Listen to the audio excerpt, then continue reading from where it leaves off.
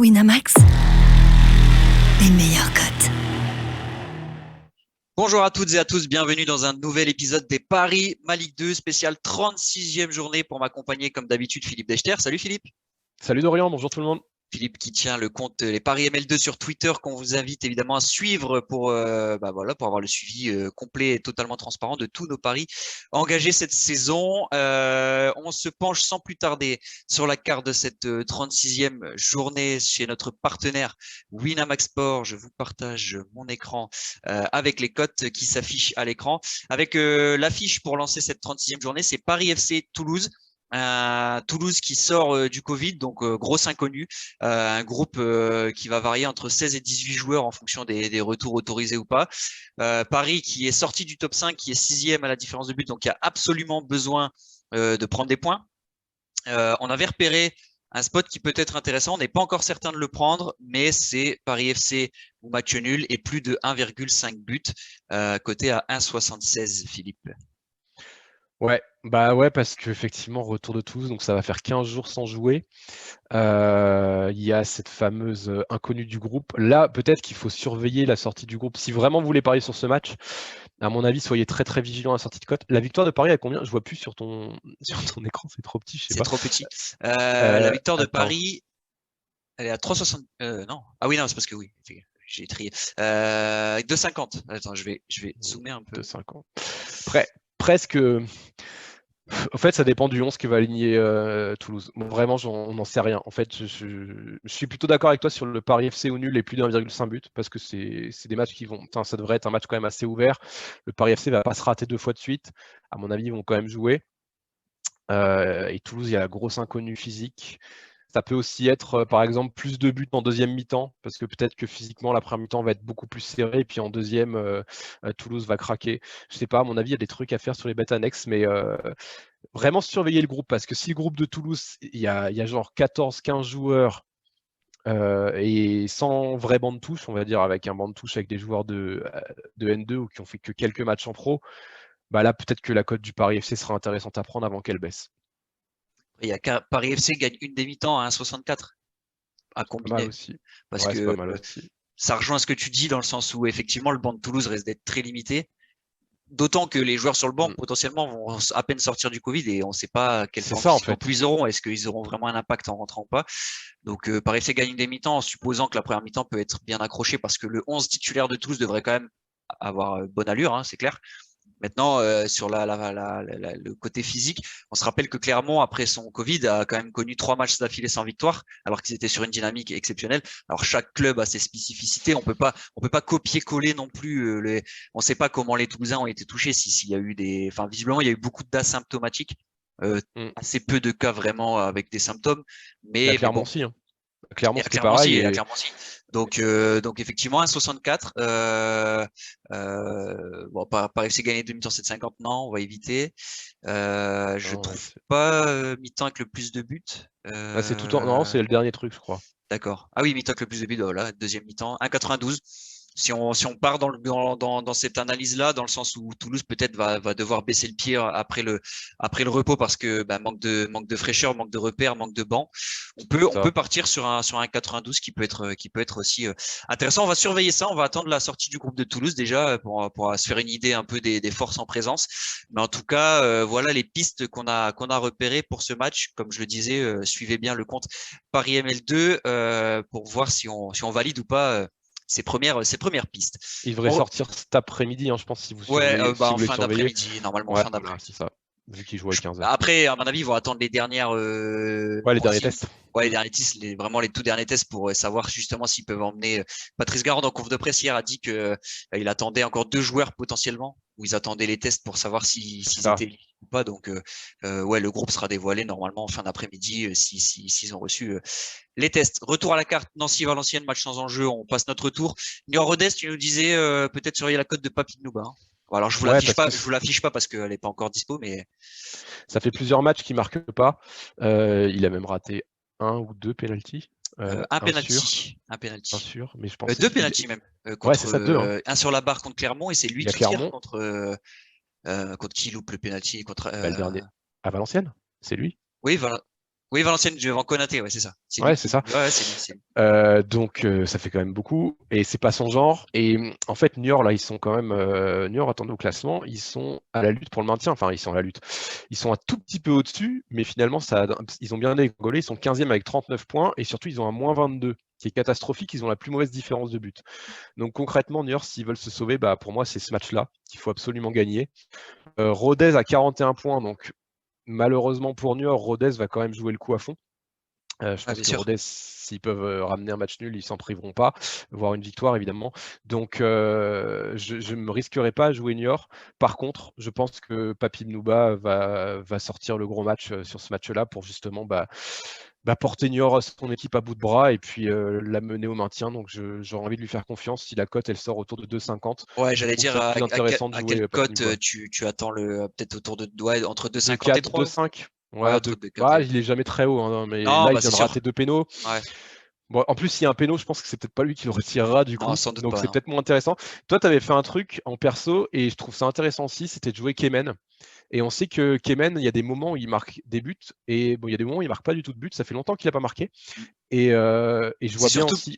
c'est surtout que sur le dernier match à Valenciennes, ils ont joué un peu en 3-5-2 Ouais, et Kemen était carrément attaquant avec c'est ça. dans un duo avec Papi Mnouba. Donc il était coté quand même milieu de terrain, donc il était coté Il était à à 5 ou 8, je 6, crois. hein.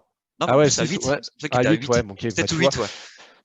Moi, je pense Donc, qu'au-dessus de 5, je prendrais aussi Kemen parce que c'est dans ces matchs-là où les cadres en fait peuvent te sauver et je pense qu'ils auront beaucoup de responsabilités sur peut-être cette rencontre Valentin et voilà. Jacob aussi, Et Jacob, qui vient de marquer contre Valenciennes, donc qui tire, qui sera sans doute qui a une très bonne titulaire, frappe. qui a une très bonne frappe, qui est un très bon joueur aussi. Donc voilà, à surveiller les codes de Papi Bnouba, Kemen et Valentin Jacob sur ce match. Pau Ajaccio, Pau Ajaccio, c'est justement les matchs qui nous intéressent bien puisque tous les deux on s'est mis d'accord sans se concerter en amont.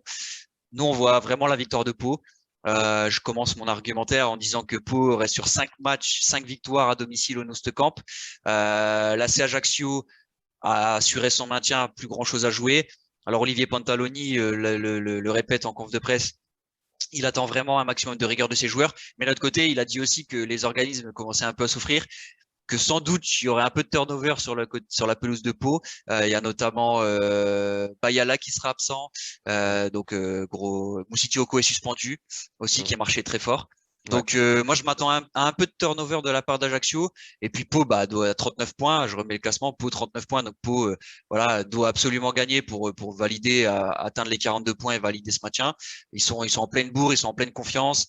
Honnêtement, sur un match où Pau a de l'enjeu et Ajaccio a pas d'enjeu, je vois pas Pau trébucher contre cette équipe d'Ajaccio. Donc moi, Pau à 2,55, ça me tente bien. Je sais pas si toi, tu as d'autres arguments à ajouter. Bah, j'ai exactement la même analyse que toi. Et pour moi, c'est un peu comme Niort Rodez, sauf que la chance de Pau, c'est que Ajaccio est déjà sauvé. Mm. Donc, c'est pour moi, effectivement. Et je pense que la cote va descendre.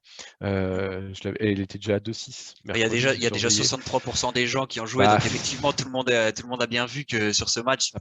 le seul truc, c'est l'aspect physique, parce que Pau a pas joué le week-end dernier. Ouais, ouais. Mais Mais au bon, contraire, ça peut ramener de franchement, la ça fraîcheur. peut. Ouais, Et je voilà. pense pas que ça va briser leur dynamique non plus, tu vois, d'avoir eu de la Non, pas du tout. Pas du tout. Et tu sens de la sérénité, tu Bah, sens. puis toutes les forces vives sont là. Il y aura Armand, Georges, Lobry, voilà, c'est- Benard, Là, pas Benard. pareil, hein, les codes buteurs, genre Myron George à surveiller,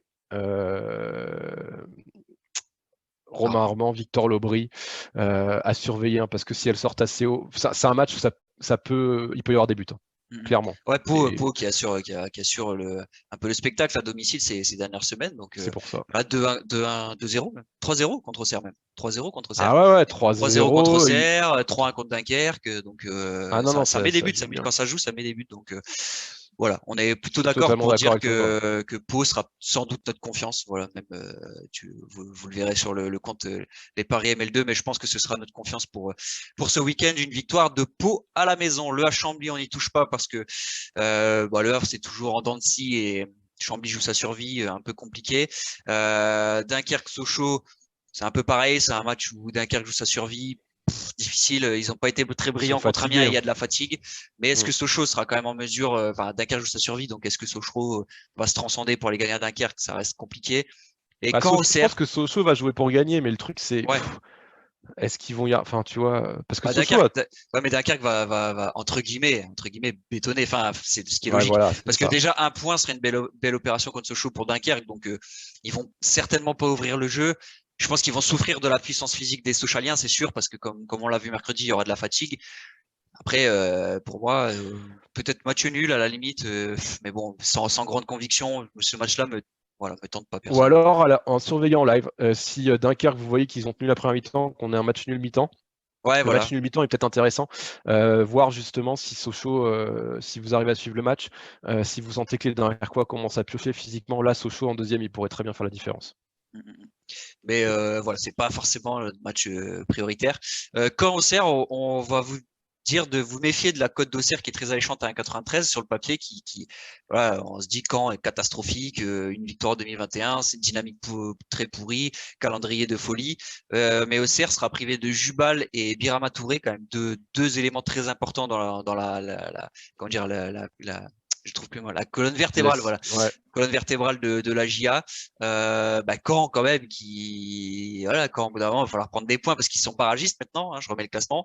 Ouais. Alors certes c'est à la différence de but, mais ils sont barragistes, donc là il y a le feu total, donc on n'est pas à l'abri qu'aussi Caen puisse quand même à un moment donné avoir mettre les ingrédients pour essayer d'accrocher cette équipe d'Auxerre. Auxerre ça reste aussi un peu aléatoire, ils ont perdu à Pau par exemple. Voilà, on sent jamais un Auxerre vraiment jamais mettre de son sujet, j'ai envie de dire. C'est donc 1,93, ça c'est très tentant sur le papier, mais moi je dirais attention au piège. On n'est pas à l'abri de voir Caen peut-être accrocher un point aussi contre Auxerre. Donc même si évidemment Auxerre est favori de cette rencontre-là, on va pas se mentir, mais Je t'avoue que même le camp au nul à 1,70, il est pas mal, hein, franchement, parce que je te rejoins totalement. Et Jubal, c'est un vrai problème parce que ouais, Jubal c'est un vrai problème. enfin, pour moi, c'est C'est le pas trop. défenseur, quoi. Ah, c'est pas trop. C'est lui qui tient la défense. Et sans lui, c'est la cata. Et Birama Touré, pareil, devant. Bah, au niveau de la récupération, c'est quand même l'élément incontournable. Donc, je sais pas, ça va être quoi, Belugou qui va le remplacer? C'est pas pareil quand même, quoi. Alors, à moins qu'Auxerre Ça dépend. Soit il va mettre Alex Coef, sans doute en def central. demande Coef. Mais en même Ah temps, non, mais mais en même temps, Birama Touré n'est pas là, mais peut-être que Belougou jouera à la place de Touré et Coef en défense ouais, c'est centrale. ça. Pour moi, c'est Belugou à la place Ou de alors Touré. Soupraïa en déf centrale et Coef au milieu, je sais pas, mais. Bon, quoi qu'il arrive, il va devoir bricoler un peu. Donc, ouais, pareil, j'irai jamais sur Auxerre là. Après, Auxerre est tout à fait capable aussi Ah, ça peut de jouer dérouler, crânement hein. sa chance Ouais, et ouais, voilà. Mais Parce que devant, il retrouve l'efficacité, quoi. ouais, ça peut. Auxerre peut dérouler aussi, mais en fait, Je pour prends moi, il pas y de a trop risque. d'inconnus. Ouais, voilà, il y a trop d'inconnus en fait. Par exemple, contre Dunkerque, moi, je voyais Auxerre dérouler à domicile et finalement, il gagne 2-1. Je vais pas dire à l'arrache parce qu'ils Ouais, maîtrisent leur ouais. sujet en deuxième période, mais c'est pas Auxerre. Premier quart d'heure catastrophique, Ouais, ouais, mais ouais. catastrophique, très clairement. Donc c'est pour ça que, ouais, ils sont capables de se louper aussi. Après, le problème c'est qu'ils sont illisibles, on ne sait pas quel Ouais. 11 va aligner le coach. Voilà. Voilà, Mais c'est tentant, c'est jouable, mais mettez pas une grosse mise en fait. C'est ça que moi que je voulais vous alerter là-dessus, c'est que je pense mettez pas une trop grosse mise dans le sens où quand c'est nul et on va mettre une sacoche sur Auxerre 1,93. Je pense que non, si surtout vous pas. visez, restez modéré, je pense sur ce match. Et puis Amiens Guingamp, ouais, c'est difficile de lire aussi Amiens qui a plus trop d'enjeux, qui tire la langue. Peut-être Guingamp. Ouais, fait encore 2,30, est-ce que ça vaut le coup franchement? C'est ça en fait, c'est un peu bas. Septième match en 21 jours pour Amiens, donc là, on les a vus aussi à Dunkerque, ça tire la langue sévère et c'est bien normal. Et puis il manque du monde. Hein. Guingamp, ouais, puis il va manquer du monde. Guingamp qui va mieux, va mieux, c'est relatif. Hein. Dans le contenu, c'est pas non plus voilà flamboyant, donc ouais, 2,30 c'est peut-être un peu bas pour tenter Guingamp. Je sais pas trop. Là, par Par contre, contre, t'as raison, l'aspect fatigue. Guingamp au nul à 28, non, laisse tomber. Ouais. Ouais, l'aspect Là, fatigue qui pareil, va être. surveiller les codes buteurs parce que Ouais, peut-être les codes buteurs de après, le problème, Guingamp. c'est Guingamp est pas très offensif comme équipe, donc Puis c'est toujours Guingamp, le le problème, c'est problème. que ça tourne beaucoup offensivement. Tu sais jamais si c'est Gomis, Pierrot, si c'est Ntep, Livolan, si c'est Rodelin. Tu vois, Ouais, mais c'est souvent les mêmes qui marquent au final. c'est souvent Rodelin qui Euh, marque, en effet. ouais, donc c'est pour ça. Ou Pierrot qui est capable d'avoir des. Pierrot. Mais c'est vrai que Gomis, ça fait longtemps qu'il n'a pas marqué. Livolan a marqué un but important. C'est pas un buteur, Livolan. Non, mais il est souvent très haut d'ailleurs, il a 7 ou 8. Et quand il marque, ça fait plaisir. C'est pas facile ce match. Après, pareil, deuxième mi-temps, plus de buts en deuxième mi-temps. Je pense qu'on va avoir un multi très, très, très, très pauvre en buts en première période. Tu sais, souvent, à chaque fois qu'il y a des matchs en jeu, genre 4-5 buts, et que ça peut, à partir de l'heure de jeu, commencer à s'emballer et puis avoir des fins de match un peu folles. Donc, c'est possible. Il y a peut-être un truc à tenter en combiné fun, plus de buts en deuxième mi-temps sur ces matchs-là. Eh bien, voilà pour le tour de la carte. Voilà, on vous laisse suivre les paris ML2 sur Twitter et vous verrez sur quel choix nos avis se sont portés. Plutôt sur quels avis nos choix se sont portés. Je sais pas dans quel sens. Mais en tout cas, voilà. Déjà, Pau. Ça, ce sont nos premières pistes et on affinera en fonction des groupes, évidemment. Comme toujours, merci à toutes et à tous de nous avoir suivis. On se retrouve la semaine prochaine pour un nouvel épisode des Paris ML2 et pour un nouvel épisode du podcast. Toute l'actu de la Ligue 2 sur maligue2.fr, sur l'application mobile et le site internet. Merci beaucoup, Philippe. Merci, Dorian. À bientôt. Ciao, ciao. Ciao. Winamax, les meilleurs codes.